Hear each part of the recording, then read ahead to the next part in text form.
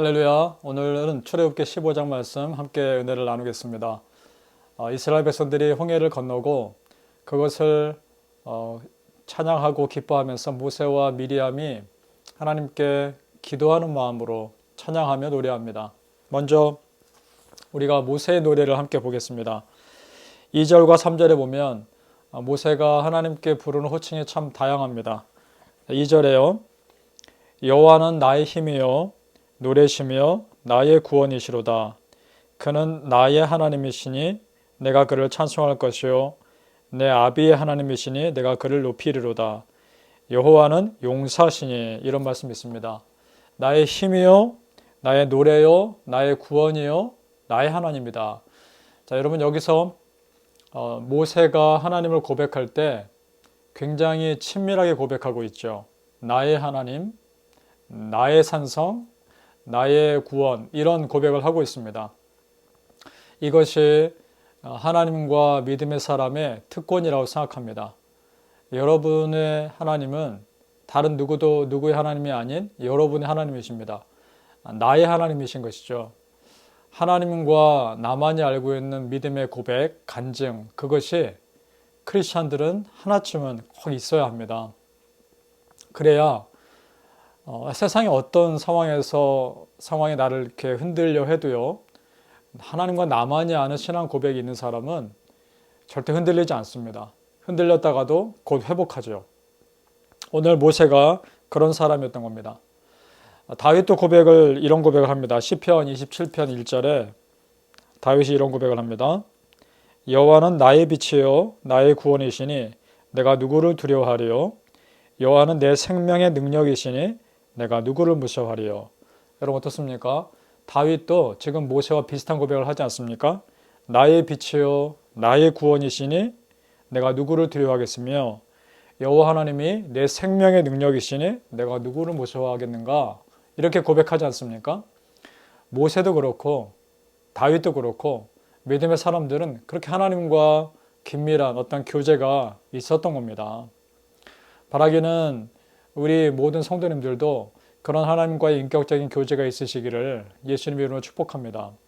오늘 미리암의 고백도 볼까요? 19절에 보니까 모세의 누나죠.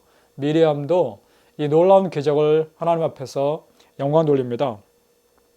19절에 바로의 말과 병거와 마병이 함께 바다에 들어가매 여호와께서 바닷물로 그들 위에 돌이켜 흐르게 하셨으나 이스라엘 자손은 바다 가운데서 육지로 행한지라. 자, 여러분, 이 구절을 무심코 지나가면 놓칠 수가 있는데요. 자세히 보시면 이런 겁니다. 바로의 군대가 이스라엘 백성들을 뒤쫓아오고 있습니다. 그런데 하나님이 바로의 군대가 바닷속으로 들어오자 바닷물 양쪽에 벽을 이루고 있던 바닷물을 덮으시는 것이죠. 뒤쫓아오는 바로의 군대는 그렇게 하시면서 앞에 가고 있는 이스라엘 백성들의 길은 트고 계시는 것이죠. 똑같은 바다 속에 있습니다. 그러나 역사하시는 하나님은 완전히 다른 것이죠.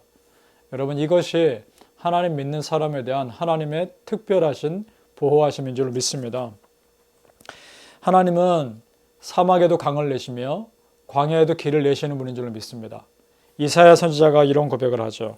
이사야 43장 9절 말씀입니다. 19절입니다. 보라, 내가 새 일을 행하리니 이제 나타낼 것이라 너희가 그것을 알지 못하겠느냐. 정령이 내가 광야의 길과 사막에 강을 내리니. 그렇습니다, 여러분. 홍해바다를 가르친 하나님이 광야의 길을 못 내시겠습니까? 그런 하나님이 사막의 강을 못 내시겠습니까?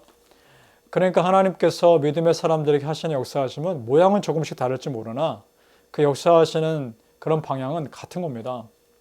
여러분, 우리가 하나님 앞에 그런 믿음의 고백을 합시다. 나의 하나님, 누가 나에게 뭐라 해도 흔들리지 않을 수 있는 나만의 하나님, 그런 하나님의 고백이 있으시기를 축복합니다. 오늘 이스라엘 사람들을 보면서 모세와 미리암의 그런 믿음의 고백을 하는 반면 이스라엘 백성들은 또 불평합니다. 며칠이 지났을까요? 25절에 보니까 먹을 물이 없었던 것 같습니다.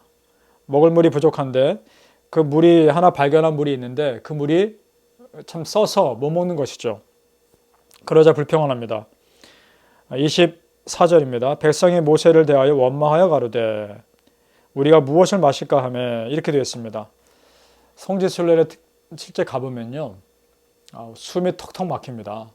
그리고 어린아이를 데려갔을 것이고 정말 다양한 연령의 사람들이 함께 가는 거기 때문에 그 숨이 턱턱 막히는 그 광야길에서 물이 귀한데 그렇게 딱 찾은 물이 쓰기까지 하면 쉽지 않았을 것은 분명합니다.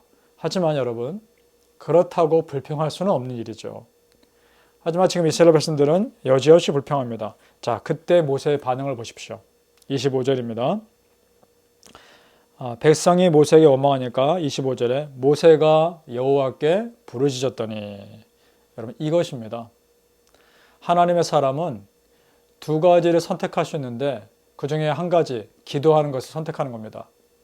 자, 똑같은 상황입니다. 모세도 마셨을 때 물이 썼을 거 아닙니까? 자, 그렇다면 그 상황에서 불평할 것인가? 아니면 기도할 것인가? 이것은 우리의 선택입니다. 분명한 것은요, 불평하면 답이 없습니다. 하지만 기도하면 답이 있습니다.